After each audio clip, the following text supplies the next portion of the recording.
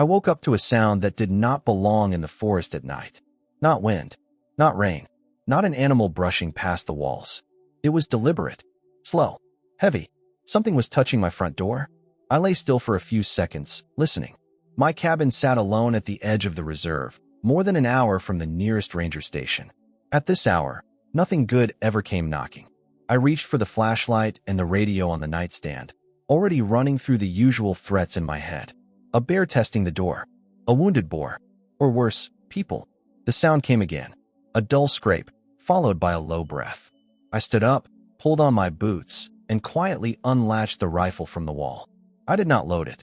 Not yet. I moved to the window first and angled the flashlight toward the porch. The beam landed on spotted fur. I froze. A leopard stood just beyond the doorframe, close enough that her breath fogged the cold air. She was massive, her sides swollen, her body heavy with pregnancy. One front paw barely touched the ground. Dark blood matted the fur around it. She did not growl. She did not bare her teeth. She simply looked at the door.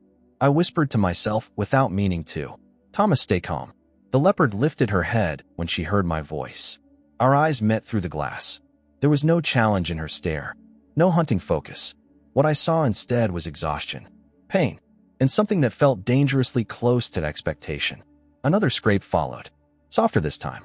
Her injured paw slid against the wood as if she had lost strength. I stepped back from the window.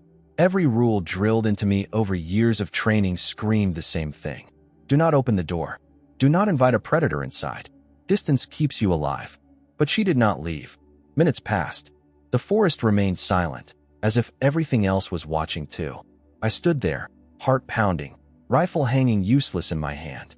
If she wanted to break in, she could have already tried. Instead, she waited. I moved closer to the door, close enough to hear her breathing clearly now. Ragged, uneven. I spoke again, louder this time. "Easy, girl." She lowered herself onto the porch boards with a slow, careful motion. When she shifted her weight, she let out a short sound, sharp with pain, then went still again. I could see the wound now through the crack. Deep, likely from a snare or sharp rock. Untreated, it would not heal fast enough. Not with cubs coming. My hand hovered over the lock. If I opened the door, there would be no second chances. No safe distance. Just me and her in a space meant for one. The leopard raised her head once more and looked straight at me. She did not move away. She stayed. And in that moment, I understood that whatever happened next depended entirely on my next breath. I unlocked the door slowly, one movement at a time. The hinge made a faint sound, loud enough that it felt like a mistake. I stopped, listening. The leopard did not react. She stayed where she was, her body low, her breathing heavy. I opened the door just wide enough to step back. "Come on." My voice sounded thin in the cold air. I did not know why I spoke. Maybe it was instinct. Maybe it was fear trying to stay human. For a long second, nothing happened. Then she shifted forward, dragging her injured paw. The distance between us vanished in 2 careful steps. When her head crossed the doorway, my chest tightened. The cabin suddenly felt very small. I stepped back until my shoulders touched the table. The rifle rested against the wall behind me, useless now. She entered fully, slow and controlled, her body brushing the doorframe. I closed the door quietly. The lock clicked into place. We were alone together. She stood near the entrance, scanning the room. The smell of blood mixed with wood smoke. I kept my hands visible, my movements deliberate. I crouched and pushed the medical kit across the floor with my boot. "Easy." She watched me closely but did not advance. Her tail flicked once, then stilled. I moved to the sink and filled a metal bowl with warm water. Every step felt exaggerated, like I was walking underwater. When I knelt near her paw, she tensed. I stopped immediately. "I am going to help." I waited. Seconds stretched. Finally, she allowed me closer. The wound was worse than I thought. Deep, jagged, packed with dirt. I worked slowly, cleaning it piece by piece. She flinched once, a low sound vibrating in her chest, but she did not strike. I wrapped the paw carefully, tight enough to hold, loose enough not to cut circulation. Sweat ran down my back despite the cold. When I finished, I backed away and sat on the floor. She lowered herself near the fireplace mat, collapsing more than lying down. Her sides heaved. The fire crackled softly, filling the silence. Minutes passed, maybe more. Then she shifted again. Her body stiffened, and a different sound escaped her. Short, sharp, not pain from the wound. I knew that sound. My stomach dropped. The leopard drew her legs beneath her and exhaled slowly. Her belly tightened, then relaxed. She was not just resting. She was starting labor, and there was no chance she was leaving my cabin now. The night stretched thin, then slowly began to fade. I did not sleep. I sat on the chair near the wall, barely breathing, listening to every shift of her body. The fire burned low, throwing weak orange light across the floor. Outside, the forest held its silence. Her breathing changed again. Deeper now. Controlled. I stayed where I was. Too close would be a mistake. Too far could be worse. She rose unsteadily and moved closer to the warmth of the fireplace, circling once before lowering herself onto the mat. Her muscles tightened. A low sound escaped her throat, steady and restrained. I whispered without thinking, "You are doing fine." She did not look at me. Minutes passed in fragments. I marked time by the fire popping and the slow rhythm of her breath. When the first cub arrived, it happened quickly. One final contraction, then a small, dark shape slid onto the mat. The cub did not move at first. My heart jumped. Then it twitched. A thin sound followed, barely audible. The leopard immediately turned, licking and nudging with focused urgency. Life answered her effort. I exhaled for the first time in what felt like hours. She barely rested before the next contraction came. Stronger. Longer. I stayed still, hands clenched, eyes fixed on the floor. When the second cub was born, it cried sooner, sharper than the first. 2 cubs. She cleaned them carefully, pulling them close beneath her body. Her breathing slowed. The tension in her frame eased. Dawn crept in through the window.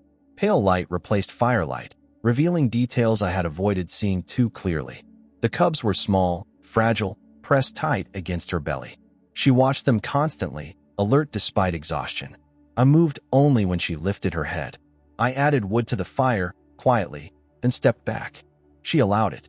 For a while, nothing else existed. Just breathing, warmth, survival. Then I heard it. A sound outside. Footsteps, or something close enough to them. The leopard's head snapped up. Her body tensed instantly, positioning herself between the cubs and the door. I stood slowly, heart pounding again. Whatever was coming had reached the clearing, and it was close. The sound outside faded as quickly as it came. Whatever had moved through the clearing never showed itself. No shadow crossed the window. No branch snapped close enough to place it. The forest settled again, cautious but calm, as if nothing unusual had happened at all. The leopard remained tense for a long time. Her body curved protectively around the cubs, ears angled toward every small noise beyond the walls. I did not move. Minutes passed like that, stretched thin, until the light outside began to change. When the sun finally cleared the treetops, pale and cold, she stood. Slow, careful. Her movements were deliberate, controlled despite exhaustion. The cubs protested with thin cries as she lifted them, one by one, gripping them gently by the scruff and settling them against her chest. She paused at the doorway. I stepped back and opened the door fully, making sure there was nothing between her and the forest. Cold morning air spilled inside, sharp and clean. She looked at me then. Not long. Just enough. Her eyes were sharp, aware, measuring. There was no softness in them. No gratitude. Just recognition. Acknowledgement of space shared and risk taken. Then she was gone. I watched her disappear into the brush, the cubs hidden against her body as she moved with surprising quiet. The forest swallowed them without a sound, closing in behind them as if they had never crossed the threshold at all. The cabin felt empty immediately. The fire burned low. The air felt larger. I stood there longer than I needed to, listening, before forcing myself back into routine. I cleaned the floor, packed away the medical kit, and aired out the room. By midday, everything looked the way it had before. If not for the faint marks near the fireplace and the lingering smell of smoke and blood, I could have convinced myself it never happened. Work filled the days that followed. Patrol routes, fence checks, reports filed and signed, a damaged trail marker repaired, a snare removed near the creek and logged for evidence. Life returned to structure and habit, the kind that keeps your mind from wandering too far.